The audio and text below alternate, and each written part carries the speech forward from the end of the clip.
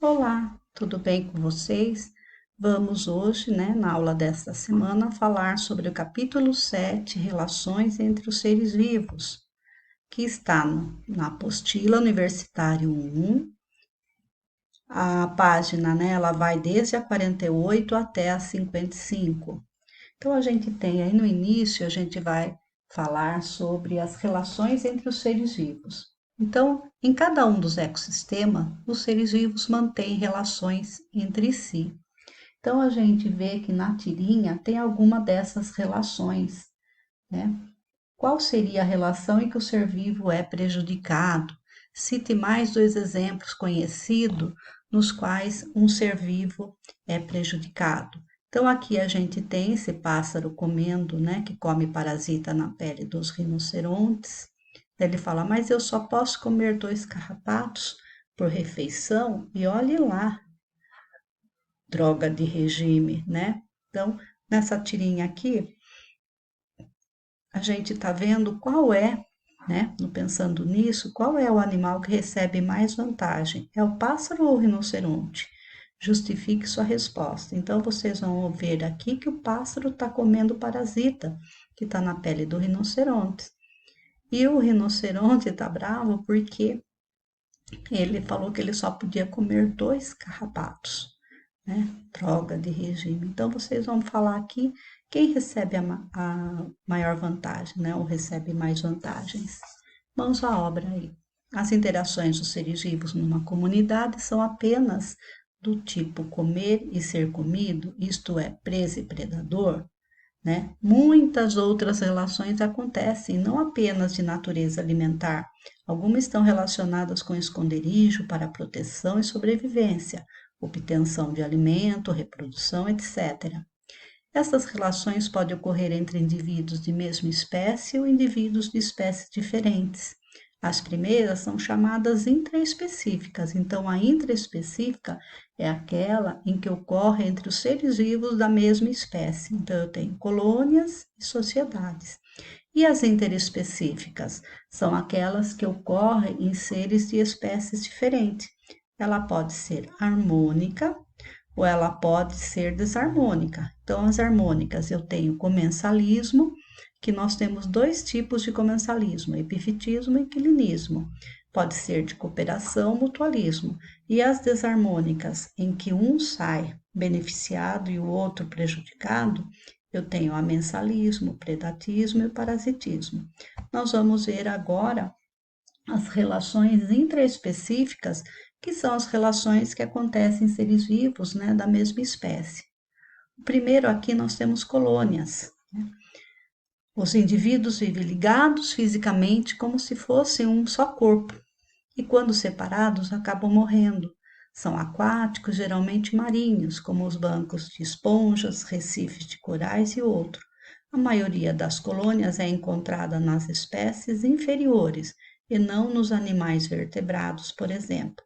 Então, aqui eu tenho os recifes de corais, que têm uma armadura, sólida, que abrigam milhões de indivíduos, denominados pólipos.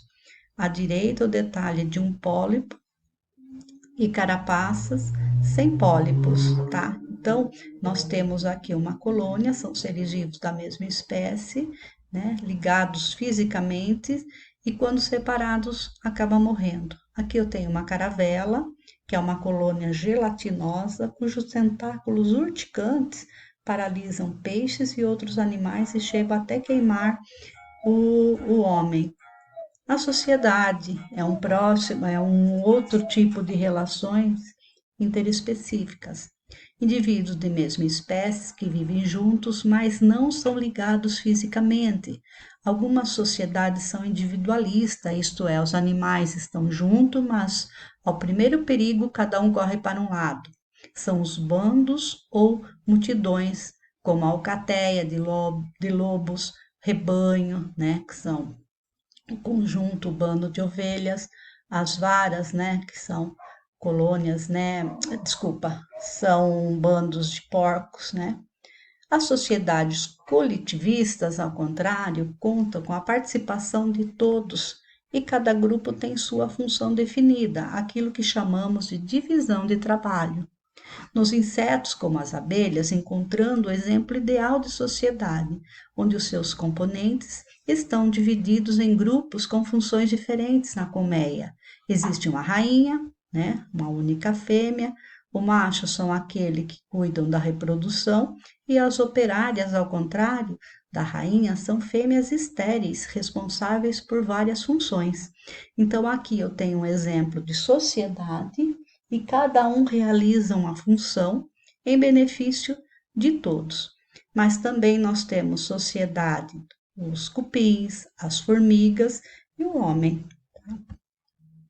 Relações interespecíficas, harmônicas. Então, a gente vai ver aquela que nós temos várias, né? E são espécies diferentes. Então, aqui, a primeira, nós vamos falar de comensalismo, né? A associação que ajuda uma espécie é indiferente para a outra. No entanto, não acontecendo a relação entre as duas espécies, elas continuam vivendo muito bem. Então, nessa tipo de associação, comensalismo, ela é voltada para a obtenção de alimento.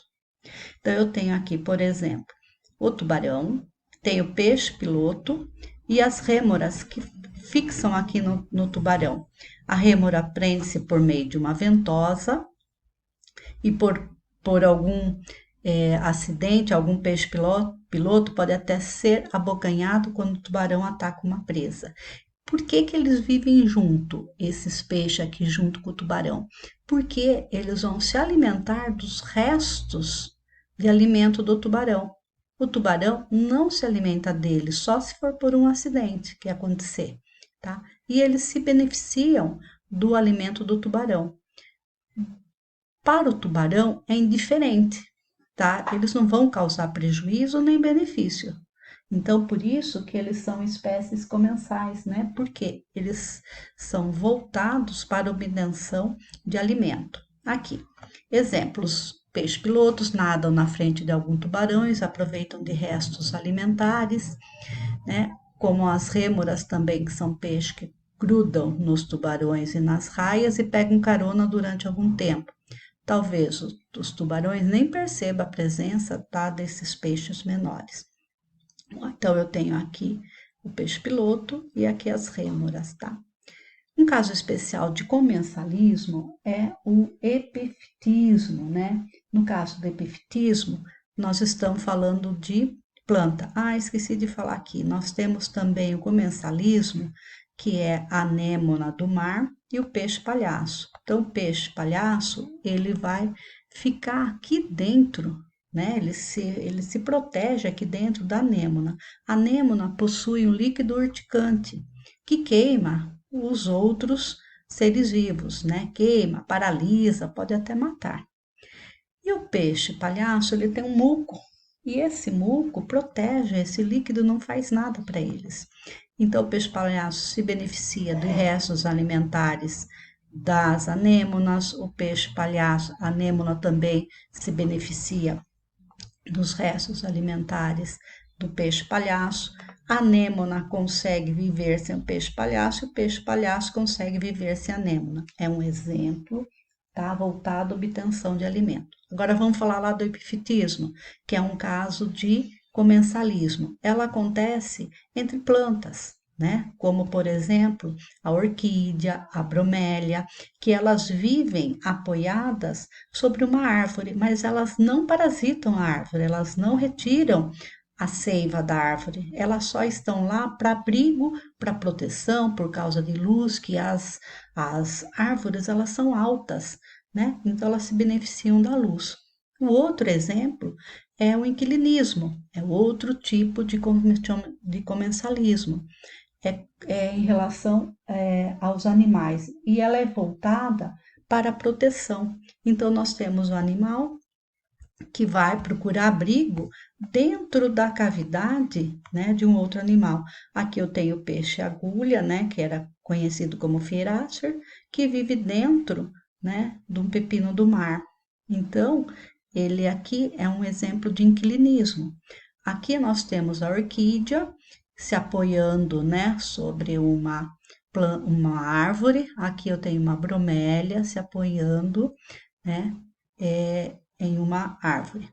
O próximo que nós vamos falar aí é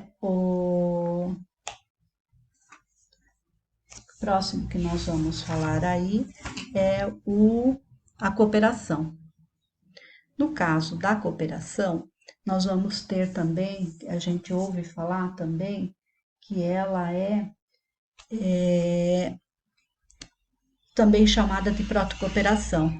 Então, nós temos, né, nesse caso, nós temos a ajuda, tá, dos dois seres vivos. Os dois seres vivos são beneficiados, né? Mas um pode viver sem o outro. Então, nós temos o pássaro palito, né, pássaro paliteiro, que ele come, né, dentro daqui, ele entra na boca aqui do crocodilo aqui, e ele não vai ser comido, tá? Por quê? Porque ele está beneficiando o crocodilo. Então, ele começa a se alimentar, tá, de restos de alimento que ficam aqui entre os dentes. Ele come sanguessuga, bom para o crocodilo e bom para o pássaro. Também nos jacarés nós encontramos, né, essas espécies aqui do pássaro palito, tá? Aqui nós temos o caranguejo ermitão, tá? Aqui um desenho melhor. Ele vive na concha, uma concha abandonada de caramujos marinhos, e sobre ela podemos encontrar uma anêmona do mar. Então, aqui no caso tem uma anêmona, aqui ó, tem uma anêmona, tá? Nós vimos na aula passada, né? Nós vimos agora no nosso slide que ela é parente da caravela. O caranguejo ganha proteção, né, dos tentáculos urticantes aqui, e a anêmona é levada pelo caranguejo, né, para longe. Então, ele carrega essa concha aqui. Quando ele carrega, ele está levando a anêmona e ela está sendo beneficiada porque ela vai para outros lugares onde ela pode ter mais alimento, porque ela não se locomove. Então, bom para a anêmona, que está protegendo ele por causa dos tentáculos urticantes, e ele está carregando ela, ele carrega essa concha e ele carrega ela. Então, os dois aqui se beneficiam, não há nenhum prejuízo. No mutualismo, ao contrário dos casos anteriores, aqui as duas espécies não podem se separar, pois, além de obterem vantagem, a interação é muito mais próxima e mais íntima. Exemplo: os cupins comem madeira, mas não conseguiriam digeri-la se não fosse a ajuda das triconinfas, protozoários que morreriam fora do intestino dos cupins. A mesma coisa acontece com as bactérias que digerem a celulose no estômago dos ruminantes. Por isso, bois, carneiros, girafa e outros podem nutrir-se de vegetais. Então, aqui eu tenho o cupim, dentro lá, né, do cupim, lá no intestino, nós vamos ter a triconinfa aqui, que aqui dentro, tá, elas vão fazer a digestão da partícula da madeira. Então, bom para o cupim, bom para eles. Aqui no mutualismo, eles não podem se separar. No caso da cooperação, um pode viver sem o outro. Aqui não.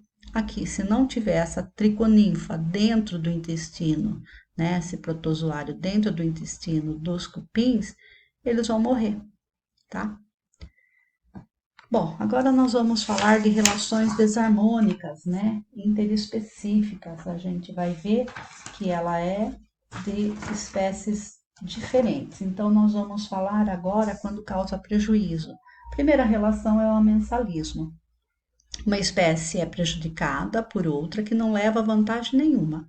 Exemplo: alguns fungos eliminam uma substância, como nós eliminamos nossa urina, a qual é extraído um produto do qual são fabricados antibióticos, que são utilizados no combate às infecções. Bom, vamos entender aqui. Então, a gente tem, né, fungos, nós temos alguns fungos que vai eliminar substâncias que não vai deixar as bactérias se desenvolverem. Foi assim que surgiu o antibiótico, tá? Então, nós temos uma espécie de fungos aqui com uma espécie de bactéria. E aí o que aconteceu? Ela não deixou a bactéria se proliferar. Então, o fungo vai eliminar a substância como nós eliminamos a nossa urina. Ela elimina substâncias, né, que vai prejudicar aqui, no caso, as bactérias. O outro exemplo aqui são que certas algas microscópicas apenas às vezes se multiplicam tanto que a substância que elas eliminam como produto da sua digestão tinge a água de vermelho, intoxicando animais como mariscos, mexilhões, camarões, peixes e até o homem. É o fenômeno da maré vermelha. A próxima relação aqui é o predatismo. Então, no predatismo, a gente vai ter o predador, que é aquele que abate, né, que mata a presa para comê-la. O número de predadores não pode ser maior que o número de presas. Quando o organismo devora o outro da mesma espécie, nós temos o canibalismo, né? Como no caso, nós temos aranhas que elas, né, muitas fêmeas, após a reprodução, elas comem o macho. Então, o que é predatismo? Eu tenho aqui um exemplo, o predador, né, o leão aqui, e aqui eu tenho a zebra, que é a presa. Então, ele mata para se alimentar da sua presa. Então, aqui eu tenho o predador e aqui eu tenho a presa. Aqui a coruja e o coelho, então, o predador e a presa. Aqui um sapo e um gafanhoto, o predador e a presa. E no caso de canibalismo é quando ocorre entre as mesmas espécies. Então, a aranha fêmea vai matar e se alimentar do macho, mas ela só faz isso após, né, a sua copulação, no momento da reprodução, porque ela precisa de energia e de alimento. Então, fecundou, o que ela faz? Ela vai matar o seu macho aí, mas é entre algumas espécies, tá? Bom, o último aí que nós temos é o parasitismo. É uma relação na qual uma espécie ou parasita alimenta-se e recebe abrigo, proteção de outra espécie, o hospedeiro, o qual fica prejudicado ou tem sua morte antecipada. Então, por exemplo, aqui o carrapato, né, e o cachorro.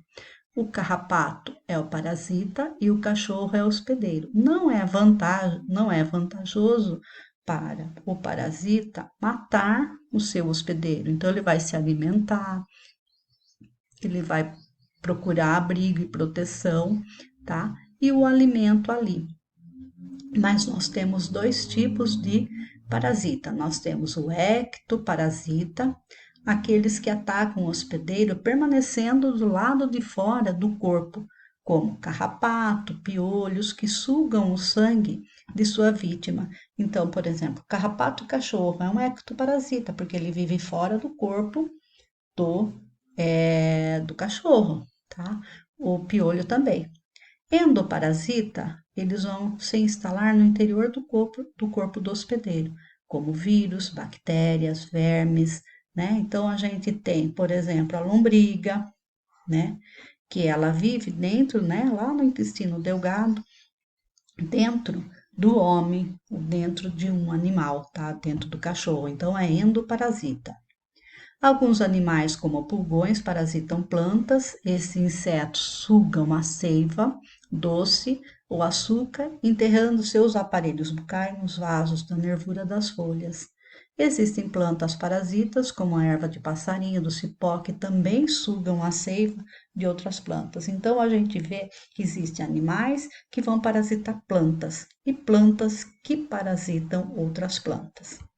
A lombriga é um endoparasita que aloja no intestino delgado e ela alcança de 20 a 30 centímetros. O macho é menor com sua cauda enrolada. Tá? Bom, controle biológico, vocês vão dar uma lida ali, tá? Sobre o controle biológico, que é um manejo ecológico, né? O manejo ecológico de uma espécie de praga, né? Para exterminá-la ou limitar o aumento de sua população sem provocar equilíbrios, né, desequilíbrios. Então, o controle biológico é quando a gente coloca um animal ali para diminuir aquela praga. Então aqui eu tenho vários exemplos aqui. Vocês vão ler, tá? Para depois poderem fazer aqui, terminarem a nossa aula. Competição. A competição, ela é interespecífica, né, com espécies diferentes, ocorre pela disputa do alimento, água e habitat, né? Então a gente tem aqui, por exemplo, aqui a gente vai ter uma competição intraespecífica de mesma espécie, que também ocorre pela disputa de alimento, de água, de habitat e por parceiros de reprodução. E ela seleciona os melhores indivíduos, os mais fortes e mais capazes. Já na competição entre indivíduos de espécies diferentes, ocorre a eliminação de uma delas, isto é, quando as duas brigam pelo mesmo nicho ecológico, certamente uma delas leva a melhor. Então, eles vão competir, e muitas vezes nessa competição, né, que vai acontecer? Uma vai levar vantagem, a outra, né, não vai levar a vantagem, né, ela vai, muitas vezes pode ser exterminada, ou ela abandona e vai embora, tá? Agora vocês vão fazer as atividades. Vejam que nós temos a 1, então percebam que vocês não vão fazer todas as atividades aqui da apostila, tá? Então tem a 1, vocês vão fazer somente a 1A. Vocês vão ver as figuras aqui, vai pôr o nome das relações aqui embaixo, tá? A próxima, vocês vão completar com o nome das relações, então aqui vocês vão colocar se ela é o predatismo, comensalismo, né? Por aí. A 3, vocês vão completar aqui. A 4, qual é a grande vantagem de algumas espécies poderem viver em sociedade? Qual é a vantagem disso, né, de ter uma sociedade? Na sociedade, por exemplo, humana, todo mundo realiza o mesmo trabalho? Né? Não, né? Aqui na 5, observe a tirinha e veja o que se pede. Então, nós temos a 4A e a 4B, e a última aqui vocês têm, tá?